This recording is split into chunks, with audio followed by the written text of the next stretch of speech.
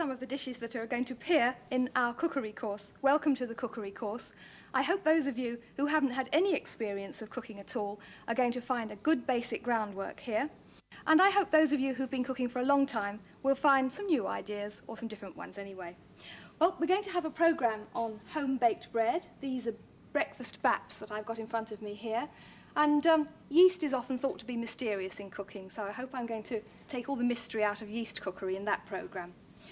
Here I've got a delicious steak and kidney pie. This is made with a suet crust. And if you haven't made a suet crust before, I'm looking forward to showing you that because it's very easy and very delicious. And I'm looking forward to showing everybody how to make pastry without any worries, because people worry an awful lot about pastry. Well, next door here, we've got fish. And this is going to be an interesting programme because we're going to go out to a fishmonger's and see how to tell whether fish is fresh or not. That's very important. And we're going to see an expert boning a herring, which is what we needed for these roll mops here. Well, after the fish course, we can move on to the meat course. And we're going to have a programme on roasting and pot roasting. Here I've got something called beurre en daube, which is, in other words, a pot roast. And pot roasting is a good way of making use of economical cuts of meat, so we'll be talking about that. Then, after a nice piece of roast English beef, what could be better than an English pudding? So we've got a pudding programme. And if you're watching your weight, don't worry, because it's all right to have a pudding once in a while. This is a queen of puddings here, and we've got lots of other classics to show you.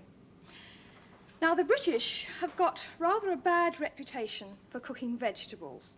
So there's a programme on vegetables, and water is one of the main enemies of vegetables, I think. This cauliflower in front of me here hasn't been near any water. It's just been fried with some coriander seeds, and we'll look at different ways of cooking vegetables with spices and things just to make them a bit more interesting.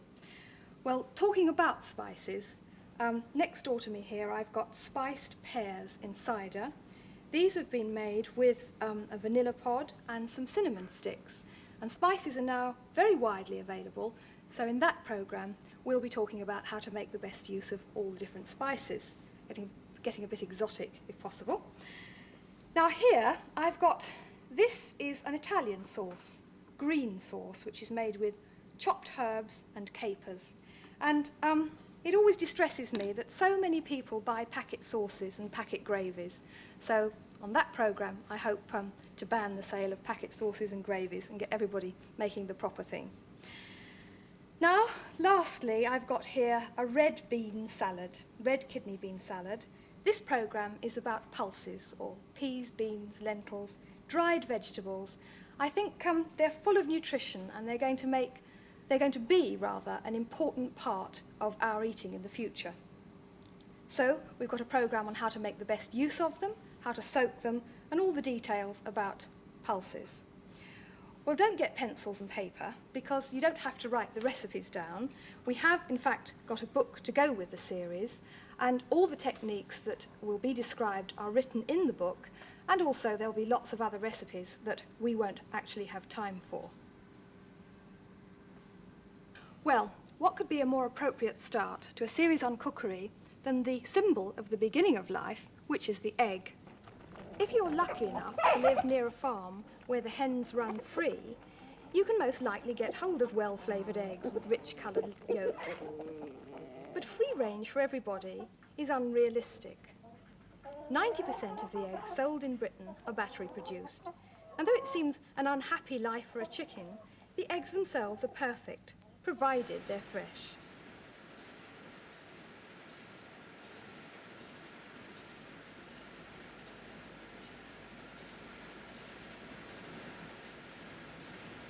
All the eggs are classified when they reach the packing station by a process known as canning, which detects defects such as blood spots, cracks or blemishes.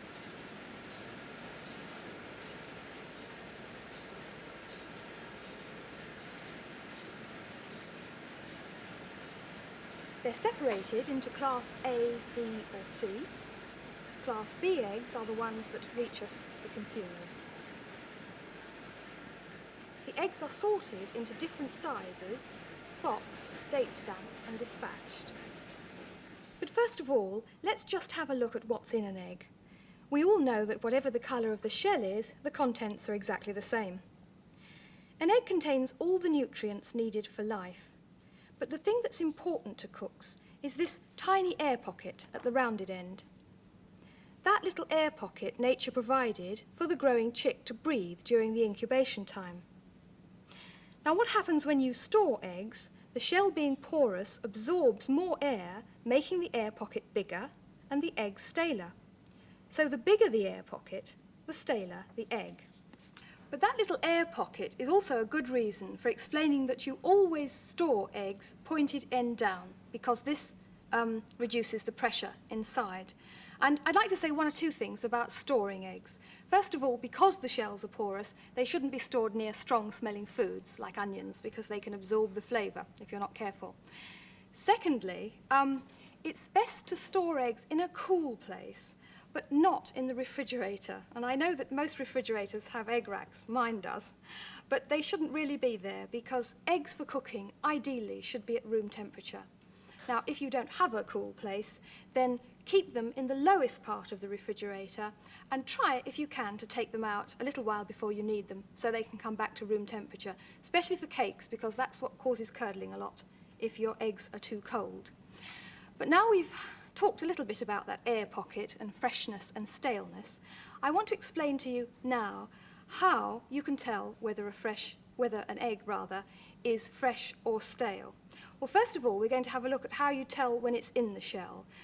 When you're buying eggs, try and look at the date stamp on the box. Try and see, if you can work out what the week is. If you start in January at week 1, you'll soon get to know what week 33 is or 34. And also, if you're clever and crafty like me, you can find out which day your local supermarket has an egg delivery, and then you can really get them fresh. But when you get them home, if you want to poach or fry an egg, you really do want a fresh one. So this is the way to tell. If you place a fresh egg in a bowl of cold water, just pop it in like that, you'll find a fresh one will sit in a horizontal position on the bottom of the bowl. And it'll be quite heavy. It'll go down and sit in a horizontal position. If it's not so fresh, it'll tilt up to a semi-horizontal position. Now, a stale one, on the other hand, when you put that into a bowl of cold water, look at that, it just pops up into a vertical position and sometimes even floats if it's very, very stale. So that's the way to tell if an egg is fresh or not while it's still in the shell. But once you've broken it out, it's quite easy to tell. Again, so we'll break a stale one out first. If you break it out onto a flat plate like this, that's beautifully stale, you'll find that a stale egg has got a very wide, flat, floppy-looking yolk, and the white has spread itself out very thinly. It all looks very, very tired all over the plate. Now we'll show you a fresh one in contrast to that, so you can really see the difference. Now, there. A fresh egg has a lovely plump, rounded yolk. It has 2 rings of white, one very gelatinous ring that clings to the yolk, and an outer ring. Now, if you're frying an egg or poaching, you can see straight away the difference between the two. That one will just go all over the pan, and if you're poaching it, the yolk will separate from the white and never the twain shall meet. But a nice fresh one will keep its shape perfectly. When you talk to people about cooking, very often the first thing they say is, I can't even boil an egg. So I'd like to just give you 1 or 2 tips on boiling eggs. First of all, they shouldn't be too cold.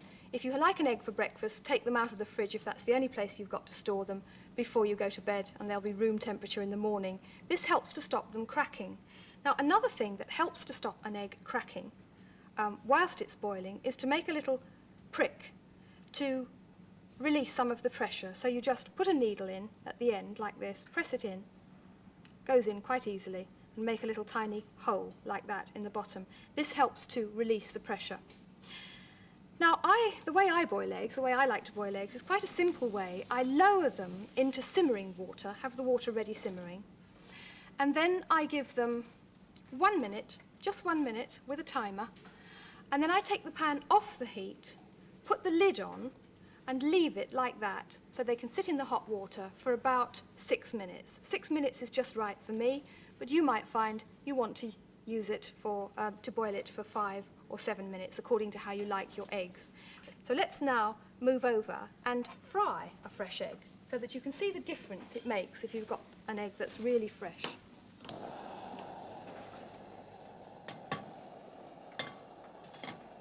What sort of fat you use when you're frying is entirely up to you. I think probably the nicest is bacon fat, if possible. Next to that, lard, or you can use oil or butter. Again, it's according to taste. Now, I think a medium heat is about right for a fried egg. And the reason I use a medium heat is because I like to have my eggs a little bit crispy round the edges. But you can use a gentler heat if you don't like that. Just pop the egg into the pan and you can see the double ring of white again and the nice plump rounded yolk.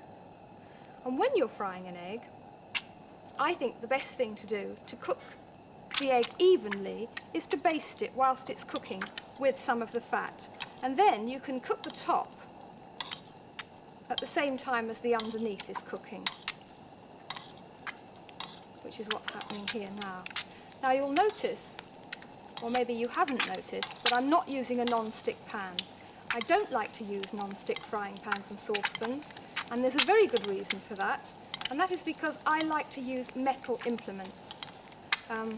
I'm afraid I'm not very good with plastic implements.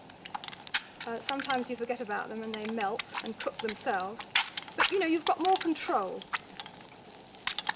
if you've got a tablespoon. And then you can see when you baste it, the yellow of the egg turns a nice pinky colour. And that's now ready to come out of the pan and onto the plate. It really doesn't take very long. And there you have it, one fried, very fresh egg. Well, now I'm going to show you a very important bit of egg cookery, and that's how to make the perfect omelette.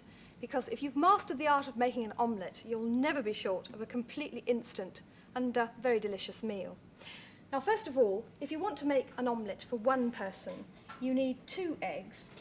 If it's a very hungry person, you could use 3, but I think we'll use 2 for now. And break the eggs into a bowl. Give them a little bit of seasoning, a little bit of salt and pepper. And if you want to make an omelette with fresh herbs in it, you can sprinkle in some fresh herbs at this stage and leave them there for about half an hour before you make the omelette to soak up the juices. To soak up the flavours. Now, when you've got your eggs seasoned, you then want to blend the yolks into the whites. And it's very important with an omelette not to overbeat the eggs. So you don't go at it with a rotary whisk, whisking like mad. You just blend the yolks into the whites. I saw a Breton lady once making an omelette, and she did it with a knife. She just cut the yolks into the whites. It was very expert too. Beautiful omelette. Now, if you're making a 2-egg omelette, you need a 7 or 8 inch pan. If you use a great big frying pan with 2 eggs, they're going to spread themselves out all over the place, and the omelette will be tough. So the right size pan is important.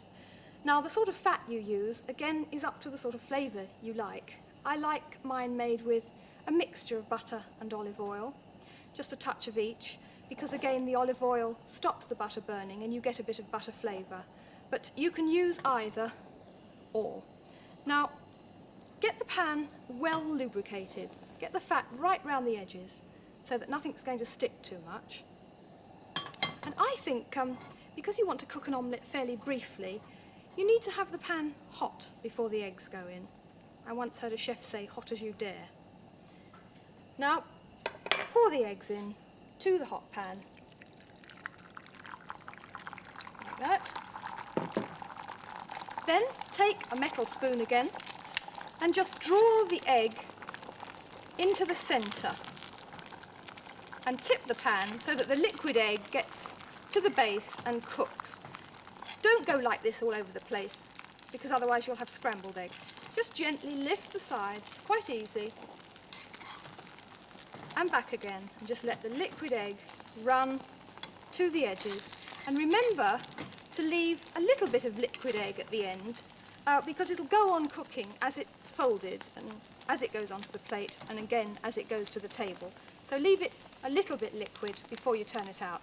And I think this is the secret of an omelette, is turning it out if you want to make it look professional. You just flip it over like that, flip it over again, and then the last flip you tilt the pan as well, and it goes out onto the plate like that in a perfect shape. And you can just sprinkle that with some freshly chopped parsley to make it look pretty.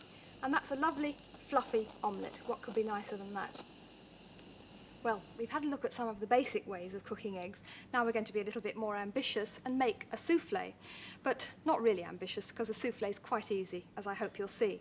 Well, you start off in a saucepan by melting an ounce of butter, adding an ounce of flour, and then adding gradually 1/4 pint of milk. And this is a basic white sauce mix, and we'll be covering how to do that step by step when we get to the programme on sauces. But now I'm going to add to that some flavourings. I've got here some nutmeg and just a little bit of freshly grated nutmeg. It's very important to always use nutmeg freshly grated, because once ground it loses all its lovely aromatic properties. And then to give it a little bit of zest, I'm going to add just a touch of cayenne pepper. And again, another bit of zest, and that's a little bit of mustard powder. Now I've got my eggs separated out here, so the egg yolks will go in as well. And they're just going to be stirred into that mixture. And the flavouring we're going to use for our souffle, you can make dozens of different flavoured souffles, but the flavouring I'm going to use is cheese. And I've got here 2 different sorts of cheeses. This is half Parmesan and half Gruyere cheese. And that's for quite a special cheese souffle, but ordinarily you can just use a nice strong cheddar. Any cheese will do. So the cheese will go in now. And that mixture is all ready to have the next and most important ingredient, and that is the egg whites, because it's the egg whites that put the air into the souffle. And so this is a good opportunity. In fact, that's why I chose a souffle for this programme, was to be able to talk to you a little bit about beating up egg whites, because it's very important to know the whys and wherefores. Well, first of all, you have to separate the eggs, of course, and you've got the egg whites, and then whisk them. Now, I want to talk a little bit about whisks. Very purist cooks will say that this is the best sort of whisk to use, a balloon whisk. You'll get the biggest volume. Another whisk that's quite popular with chefs is a coil, a wire coil, and the next one is a rotary whisk, just an ordinary rotary whisk with a handle.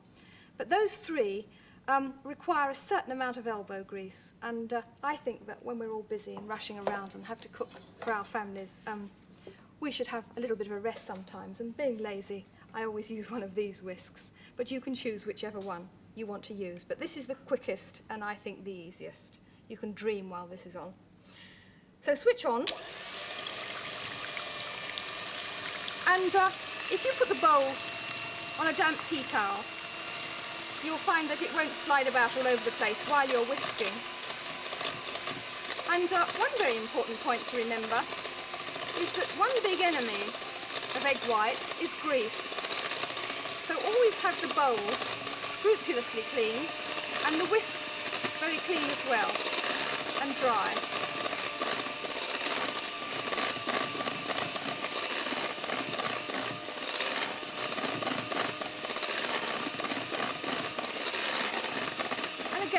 If you have fresh eggs, they'll be quite easy to separate. What we're aiming for now is to get soft peaks like that. That's the state you want your egg whites to be in, just in soft peaks, and it's very important not to overbeat them or underbeat them. The most important ingredient when you're beating up egg whites is air. What happens is that egg whites, before you whisk them, start as little coiled up balls, and beating gradually unravels them so that more and more air is trapped among them in bubbles. If you put too much air in these bubbles, they burst, and then the air is lost. So now we've got all that precious air, we've got to retain it. So the next bit is the folding in, and the egg whites are folded into the rest of the mixture. Now, whenever you're folding egg whites into anything, a good idea is to put a tablespoonful in first, just to slacken the mixture, because sometimes the mixture gets a bit stiff. So if you put a tablespoon in first and just slacken the mixture, you'll find it softer when the rest go in.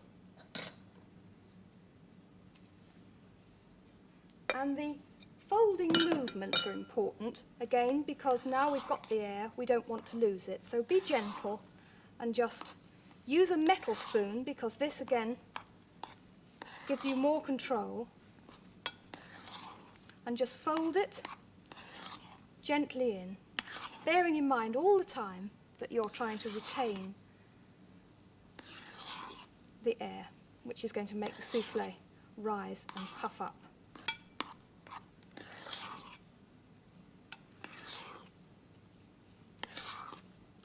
Now, the size of dish I'm going to use for this is a 1.5 pint soufflé dish. That's ready now. And that has got to be well buttered so that the soufflé doesn't stick. Then just pile the mixture in.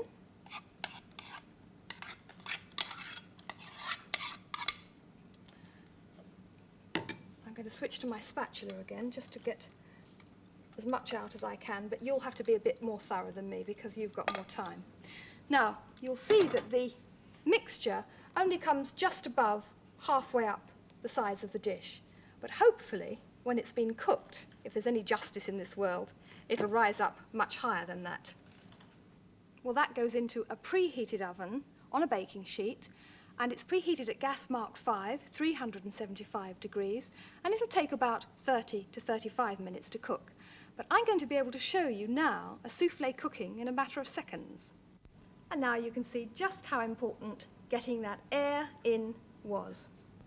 And what's happening is the heat is making all that air expand inside the soufflé, and that's what's giving it that lovely, fluffy, rising appearance. Well, we filmed that one a few days ago, but we've got one in the oven that we put in just before we started today, so let's just go and have a look at that one now.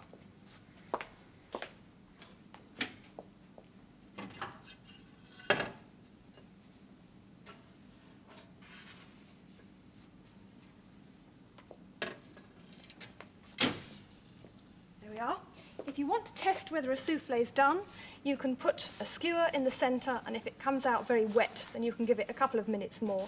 It won't hurt opening the oven door. And that'll be light, fluffy and delicious. I think I'd serve it with a crisp green salad and some nice crusty homemade wholemeal bread. And speaking of bread, I hope you'll join me next time, because we're going to be talking all about the whys and wherefores of homemade bread. See you then.